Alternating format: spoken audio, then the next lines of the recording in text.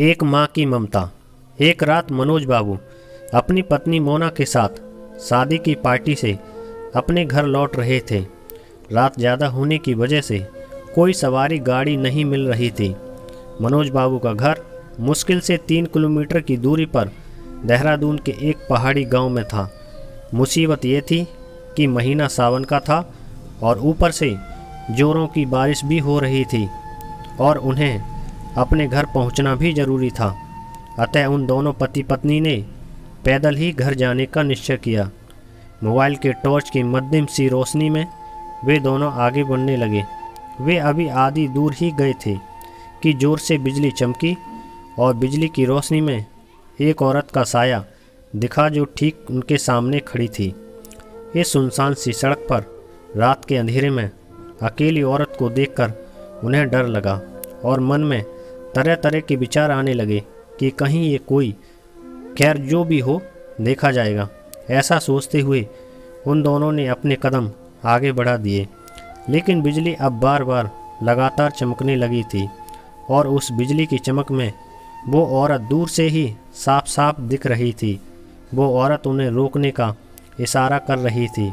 उसे देखकर मनोज बाबू की पत्नी की तो हालत खराब हो रही थी, लेकिन मनोज बाबू को अब लगने लगा कि ये औरत शायद कोई मुसीबत में है। मनोज बाबू जब रुके तो वो औरत उनसे हाथ जोड़ते हुए बोली, भाई साहब प्लीज़ मेरी मदद कीजिए। तेज़ बारिश और पहाड़ी ढलान होने की वजह से मेरी गाड़ी का एक्सीडेंट हो गया है। मेरी गाड़ी इस पहाड़ी ढलान से नीचे गिर गई है।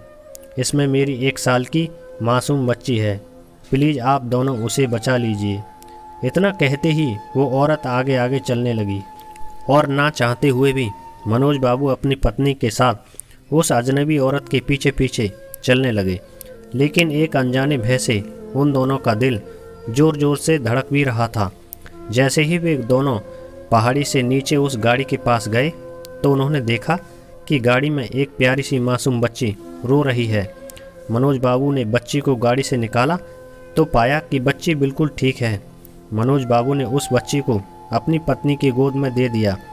फिर मनोज बाबू को लगा कि ड्राइवर की सीट पर भी कोई है। जब उन्होंने आगे जाकर देखा तो उनके होश उड़ गए, क्योंकि ड्राइवर की सीट पर वही औरत खून से लथपथ होकर मरी पड़ी थी। मनोज बाबू को अब सब कुछ समझ में आ गया था। वे दोनों पति पत्नी बच्ची को अपनी गोद में लेकर अपने घर की तरफ आगे बढ़ गए। रास्ते में उनकी पत्नी ने उनसे पूछा, वो औरत कौन थी? फिर वो औरत दिखाई क्यों नहीं दी? कहीं वो कोई? मनोज बाबू बोले, वो एक माँ थी, मरकर भी अपने बच्चों के लिए तड़पती है जो, वही एक माँ थी वो। मनोज बाबू की ये कहानी सुनकर मेरी आंखों से आंसू निकल गए हैं। दोस्तों, अगर कोई मुसीबत में हो तो उसकी ज़रूर सहायता करें। क्या पता हमारी एक छोटी सी कोशिश किसी की ज़िंदगी में बाहर ला दे। ये छोटी कहानी हर एक माँ की ममता को समर्पित है। यह कहानी आपको कैसी लगी हमें कमेंट सेक्शन में ज़रूर बताएं। Thank you.